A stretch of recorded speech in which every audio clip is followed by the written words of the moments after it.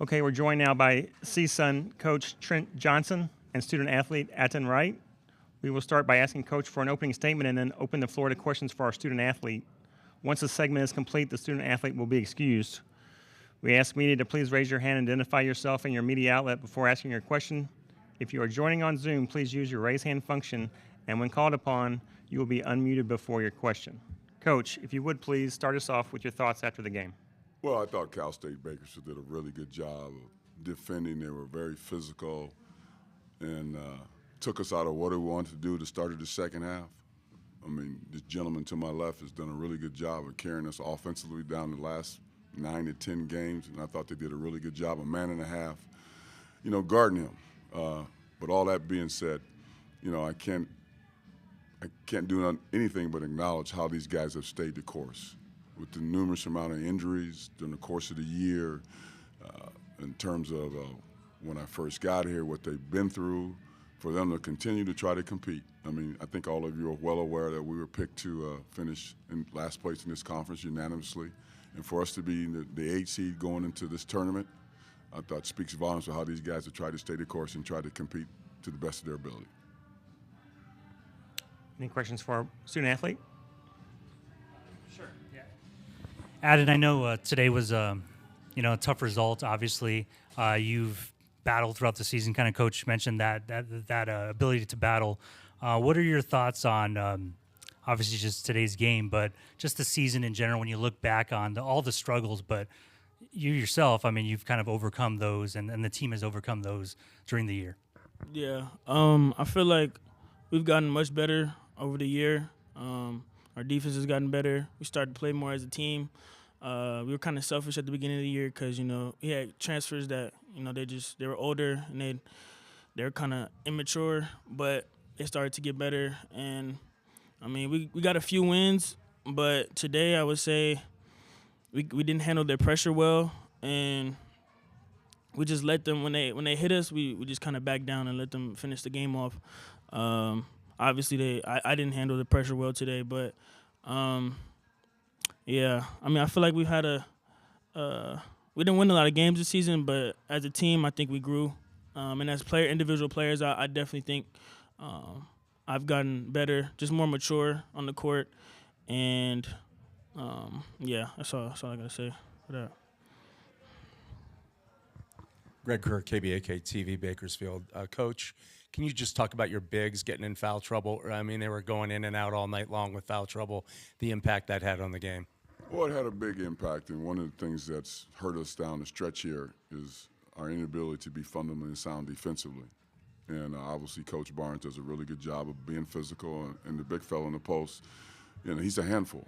I mean, when you start talking about Cal State Bakersfield, this is a team that beat Boise State at Boise State early in the year. So they went through a little lull there, but this is a team that I don't think anybody wants to play right now. But our guys in general, there's a rule, you can't break verticality, so we have a tendency to be undisciplined and play with our hands as opposed to move our feet. And that's not necessarily a reflection on them as opposed to me not having the proper time to get it right and teach them. So I take responsibility for that.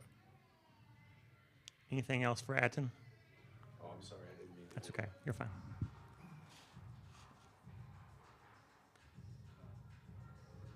Just looking back on this game in particular, Atin, I know obviously maybe the score not what we're looking for, but just looking at your performance in general, how will this experience help you moving forward, looking ahead to future Big West tournaments? Yeah, honestly, I think this was a big learning lesson because obviously they were sending two guys at me. They had a guy on me, just stuck to me the whole game.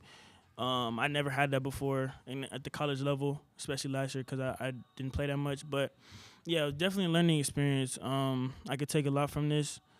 I feel like next year our team will be much more we'll have more pieces to work with, so the team can't just focus on me.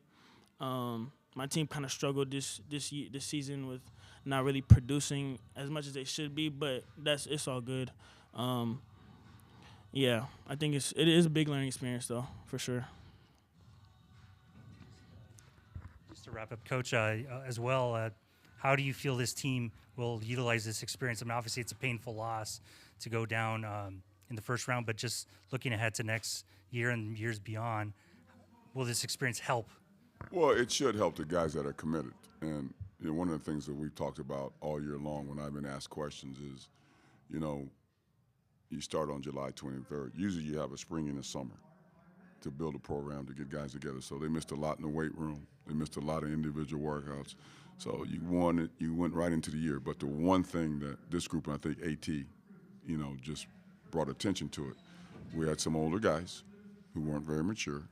And now we'll have some younger guys in the program that understand what's expected of them, and then we'll make progress moving forward. And then also there'll be some additions in the spring that will help us. So it's going to be an exciting time. I mean, when I say an exciting time, I think it's going to be an exciting time for CSUN basketball, and I'm speaking about the men and the women's program. I mean, our women are young, and Carlene does an exceptional job. So it's going to be an exciting time moving forward. Any other questions? Coach, you were brought in, you already talked about this, but you were brought in August, so you didn't even have time to recruit. And then you lost players to injuries, COVID. You lost Darius Brown, who was all-conference last year. Can you just talk about your season, please? Well, for me, I think I'm not big on excuses, but, we had 9 scholarship guys that missed a total of 100 games.